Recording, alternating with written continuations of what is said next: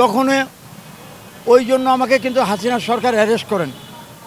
তারপরও এখন আমি যে বর্তমান রাজনীতি প্রেক্ষাপটে দেখতেছি, আমাদের 80% লোক 88% লোক আমাদের বর্তমান বিভিন্ন দলকে ভালোবেসে তারা সাপোর্টিংয়ে আছেন।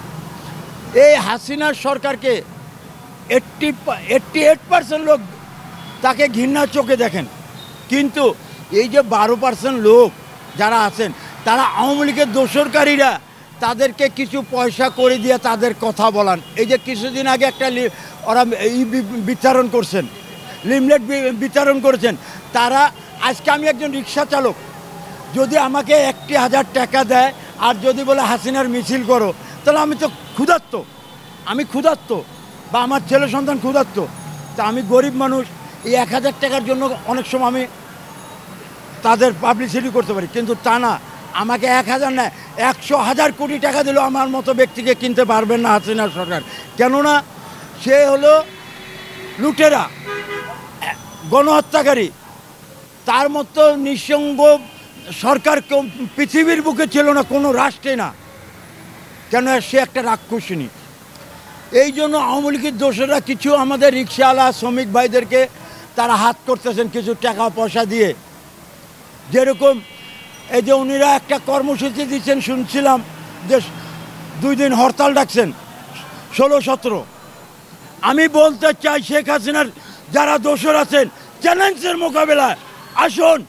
আমাদের মতো যেরকম আওয়ামী লীগ সরকার থাকাকালীন আমি নিজে চ্যালেঞ্জের মোকাবেলায় রাজপথে ছিলাম, আমি এখনও চ্যালেঞ্জ করি, আসো তোমরা যদি ক্ষমতা থাকে, তোমাদের যদি কোনো শক্তি থাকে, আসো রাজপথে।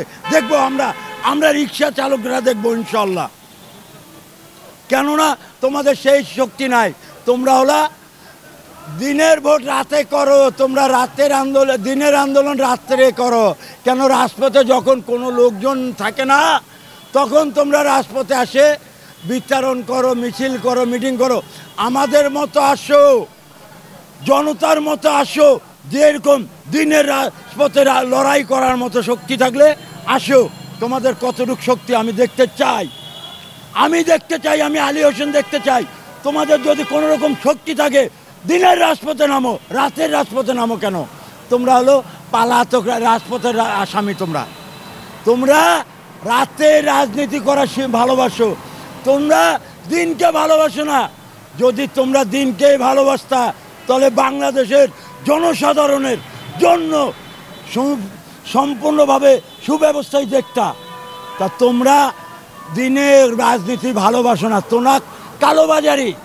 তোমরা দিনের ভোট রাতে করো এবং আজকে দিশাহারা হয়ে গরিব দুঃখী মানুষকে 1,000, 2,000, 5,000 টাকা দিয়ে কিনতে চেষ্টা করতেছো।